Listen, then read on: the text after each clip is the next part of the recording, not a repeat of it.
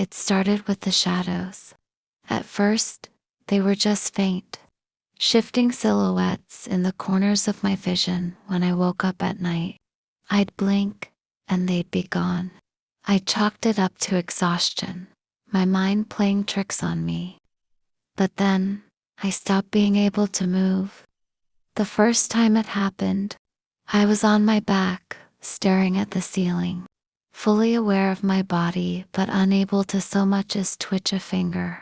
My chest felt like it was pinned under an unseen weight, and my breath came in shallow, labored gasps.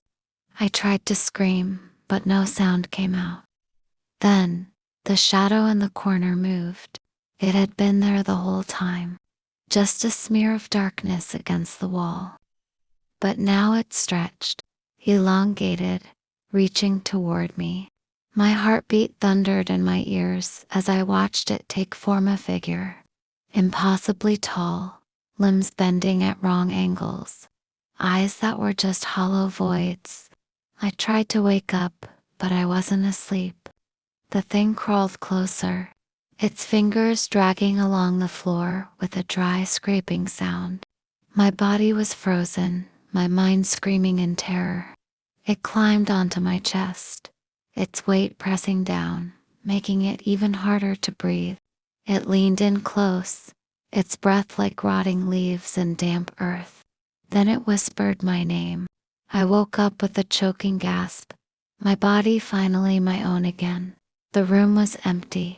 I tried to tell myself it had just been sleep paralysis, a nightmare bleeding into reality.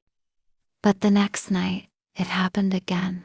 This time, I was on my side, facing the bedroom door. The paralysis hit me like a freight train, instant, complete. I couldn't even move my eyes. The door creaked open slowly, inch by inch, though I had locked it before bed.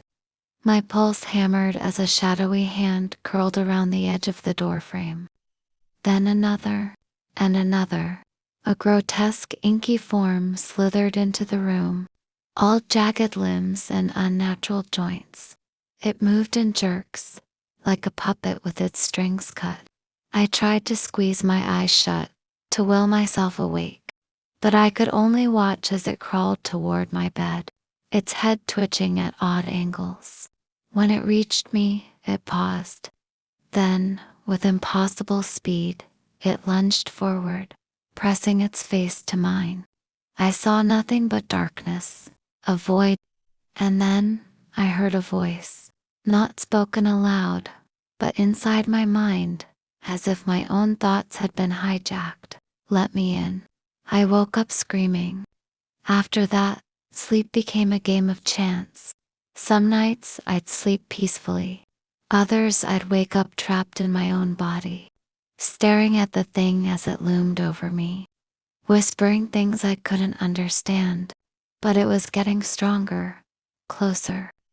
One night it didn't just whisper, it touched me.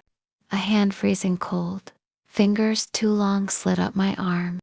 I could feel each individual joint flexing, pressing into my skin. My body burned with the effort of trying to move, to shake it off, but I was powerless. It leaned over me, its empty eyes inches from mine.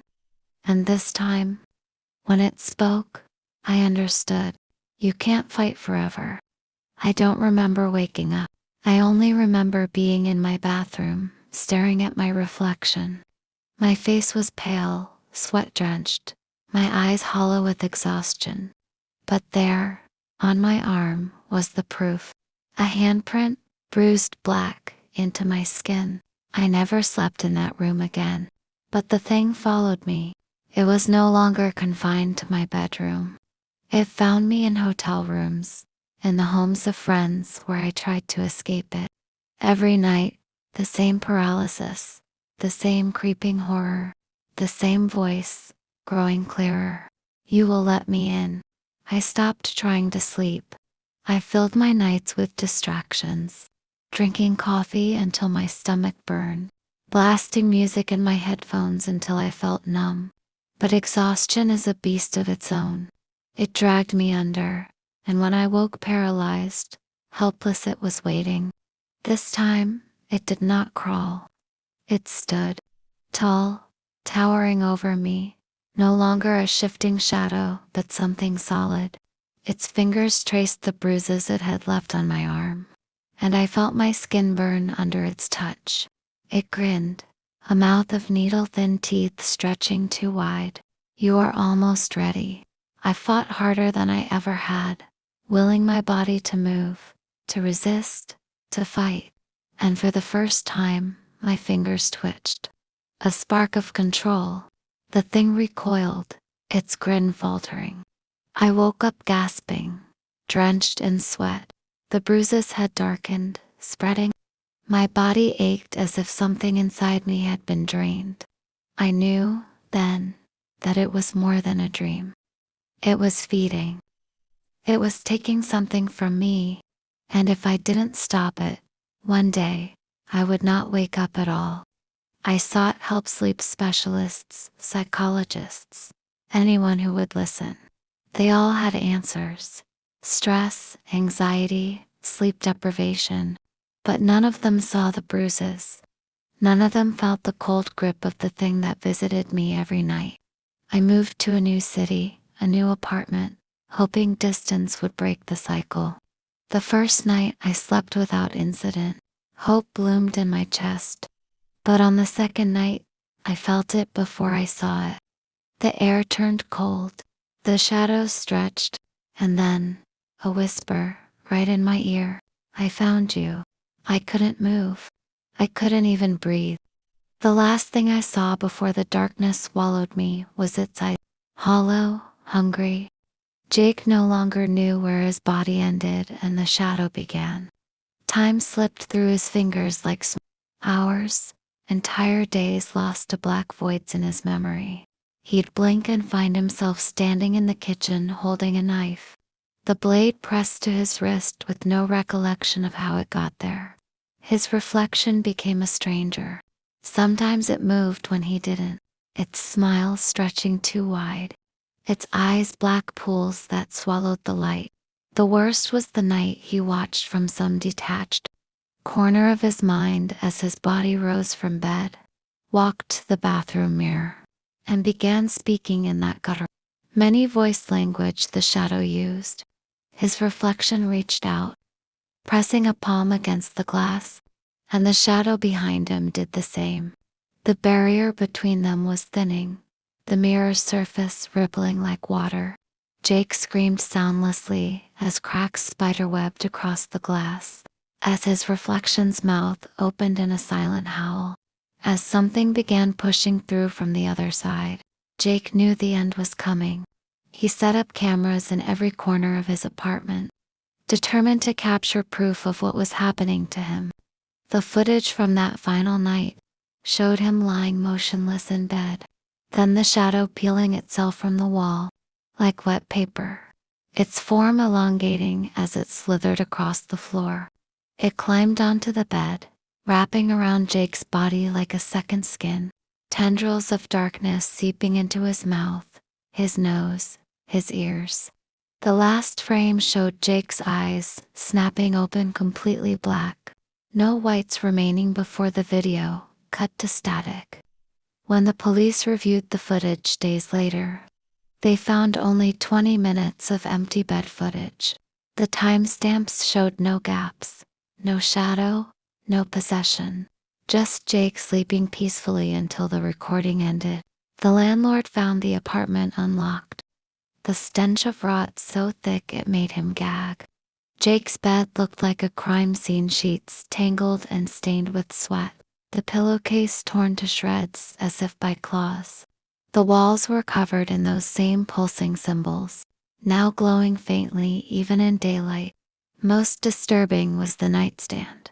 Jake's phone lay shattered, its screen displaying a single frozen image, a selfie taken at 3:33 a.m. Jake's face twisted in terror, his blackened eyes weeping thick tar-like tears. In the background, barely visible over his shoulder, something smiled from the darkness. The note beside it read simply, "*I'm free now." Lisa had heard about the missing man in 4B, but she never connected it to her own worsening insomnia. Until the night she woke paralyzed, her breath coming in shallow gasps, her body locked in terror. There was something in the corner of her bedroom, a darkness deeper than shadow, a shape that defied physics. It stepped forward, its movements jerky and unnatural, and Lisa realized with dawning horror that it was learning, adapting, becoming better at hunting. As it leaned over her bed, its breath cold against her cheek, she understood why Jake's final note had said asterisk, "I'm free." The entity wasn't trapped in that apartment. It never had been. It was simply waiting for the right moment to jump to fresh prey. Lisa's scream was swallowed by the night as the thing whispered its first words to her, the same words it had spoken to Jake. Asterisk, you're mine now. Sleep paralysis is common, harmless, doctors say. But sometimes, when you wake frozen in the dark, when the air turns thick and your skin prickles with unseen eyes, it's not just your brain misfiring. Sometimes, something is really there, watching, learning, waiting, for you to let your guard down. It starts with shadows where shadows shouldn't be. Then come the whispers, the touches, the messages that can't be explained. By the time you realize it's not sleep paralysis at all, it's too late. The entity has already marked you. It will chase you through dreams and waking hours alike, blurring the line between reality and nightmare until you can't tell which is which. And when it finally takes you, when your reflection starts moving on its own, when time slips through your fingers like sand, you'll understand the terrible truth. This thing is ancient, it's hungry, and you're just the latest in a long, long line of hosts. If you wake tonight paralyzed in the dark, if you feel that primal terror crawling up your spine, follow these rules. Don't open your eyes. Don't try to scream. Most importantly, don't look at the corner, because once you see it, once you acknowledge its presence, it can see you too, and it never forgets a face. The entity feeds on fear, but it craves something more, a vessel, a way into our world. Jake resisted for weeks, but in the end, he still became its doorway. Lisa lasted only 3 nights. How long will you last? They say sleep deprivation makes you see things, but that's the entity's greatest trick, making you doubt what's right in front of you. It's in the static between channels, in the flicker of a dying light bulb, in the reflection that moves just a second after you do. It's everywhere and nowhere, waiting for its next chance to cross over. So tonight, when you go to bed, check your corners, close your closet door, maybe keep the lights on. And if you wake up frozen, if you feel that familiar dread creeping in, pray it's just sleep paralysis, because the alternative is so much worse.